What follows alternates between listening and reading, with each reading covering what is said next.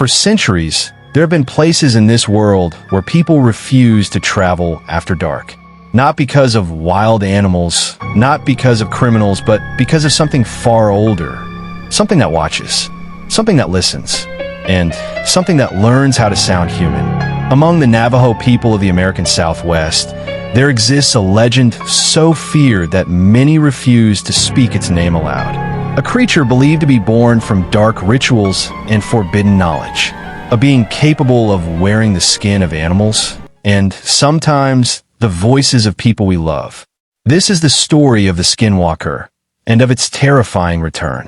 The deserts and forests of the American Southwest are vast, silent, and unforgiving.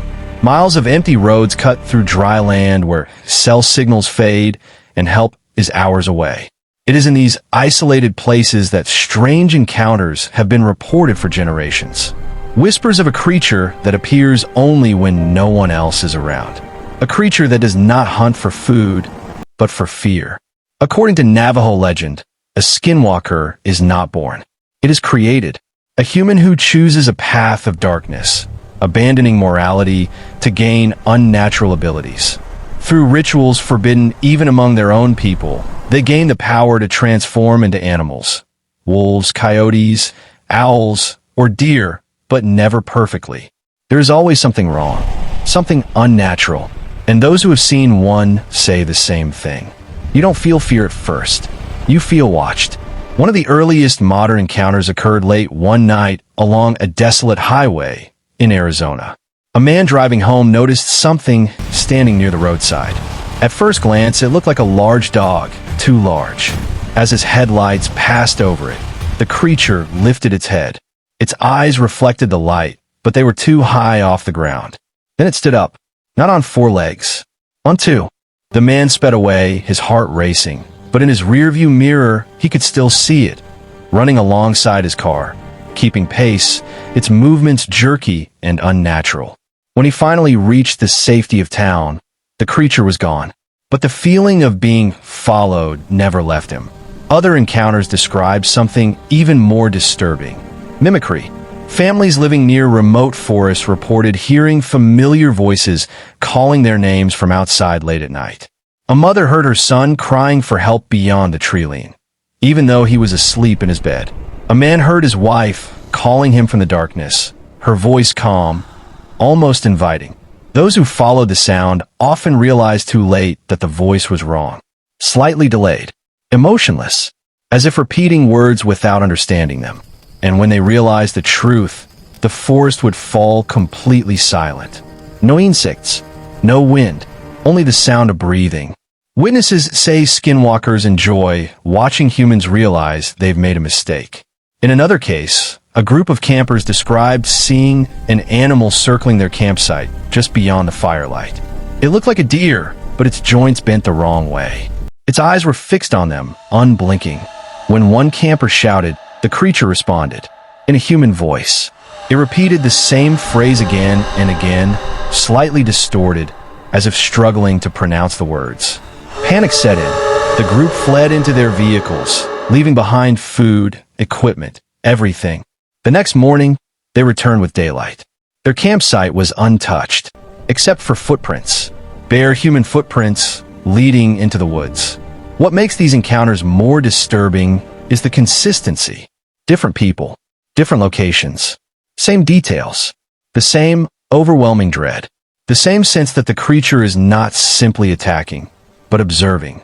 Some Navajo elders believe skinwalkers are drawn to fear and curiosity, that speaking about them, researching them, or attempting to prove their existence invites attention. Others believe they serve as guardians of forbidden knowledge, punishing those who wander too far into places they do not belong. And then there are those who believe skinwalkers are not supernatural at all, but something else entirely. Something that exists alongside us, unseen, until it chooses not to be. Perhaps the most chilling aspect of these stories is what happens after the encounter. People report nightmares, scratches appearing on doors and windows, animals refusing to go outside, and a lingering feeling of being watched, sometimes for years, as if the encounter was not a warning, but an introduction, The legend of the Skinwalker has survived centuries, not because of myth, but because people keep seeing the same thing, hearing the same voices, making the same mistakes. And maybe the reason the legend has returned, why encounters seem to be increasing, is because the world is quieter now, darker, more connected, yet more alone than ever before. So if you ever find yourself on an empty road late at night, and you hear someone call your name from the darkness, don't answer. Don't look. And whatever you do, do not follow the voice. Some legends are meant to be forgotten, because the moment you remember them, they remember you too. Night falls quietly over the forests of Kentucky. The trees stand tall and unmoving, their branches tangled like claws against the sky. Crickets sing, the wind breathes low, and somewhere in the distance, metal groans softly. It is the sound of a bridge, old, narrow, and unforgiving. They call it Pope Lick Bridge. Most people pass it without knowing its name. Others know the name and never return. Long before fear had a face, long before stories were whispered in frightened voices, this land was just another stretch of forest. A creek flowed beneath a steel railroad trestle, and trains crossed it day and night, shaking the earth as they passed. But something changed. Something woke up. No one knows exactly when the sightings began, only that people started talking.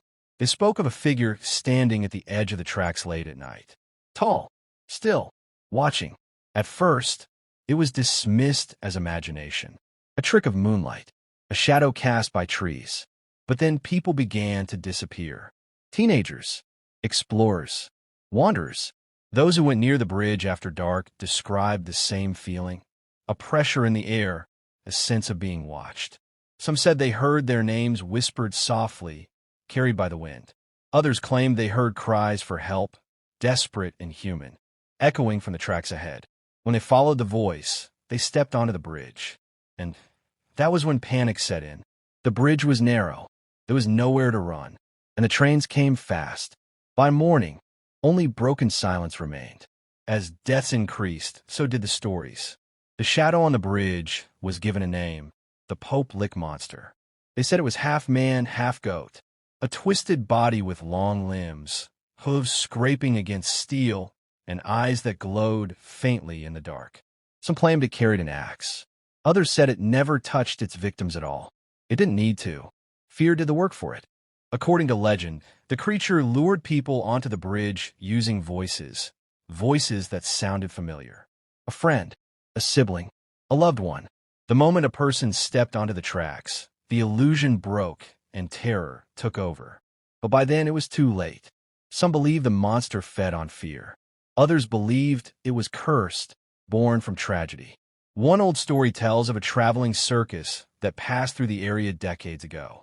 Among its performers was a man with strange features, mocked and mistreated. When a train derailed near the bridge, the circus vanished. The man was never found. Some say he still wanders there. Another version speaks of darker origins, rituals performed in secret, experiments gone wrong, or a curse tied to the land itself. Each version different, each more disturbing than the last. But all stories end at the same place, the bridge. Despite warnings, people continued to visit.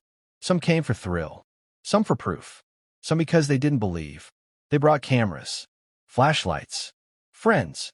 Most returned shaken, silent. A few never returned at all. Authorities insisted the deaths were accidents. The bridge, they said, was active, dangerous. Trains still passed regularly. But the locals knew something else was there, something that didn't appear on any report. They knew because they could feel it. Even during the day, the place felt wrong. The forest too quiet, the air too heavy. At night, it was unbearable. Those who dared to stand near the bridge after midnight reported seeing a shape move against the darkness. Not running, not hiding, just watching, waiting. Sometimes a voice followed, soft, calm, inviting. Come closer. The monster was never seen clearly, and maybe that was the point. Fear grows stronger in the unknown. Years passed, and the legend spread far beyond Kentucky. The Pope Lick Monster became a warning tale, shared around campfires, passed through whispers, told in shaky voices late at night. But legends don't survive without truth. And the truth was this: people kept dying. Whether by fear, panic, or something far darker, the bridge continued to claim lives. Each tragedy fed the legend, making the monster more real with every passing year. Today, the bridge still stands. Trains still cross it. The forest still waits. Some nights, fog rolls in thick and low, swallowing the tracks and muting every sound. On those nights, locals swear they hear footsteps on the bridge, slow, deliberate, uneven, hooves on metal. And sometimes, just before a train roars through the darkness, a voice drifts out of the fog. A familiar voice, calling a name. If you ever find yourself near Pope Lick Bridge after dark, remember this: the monster may not chase you. It may not touch you. All it has to do is call you closer. And once you step onto the tracks, the bridge decides your fate.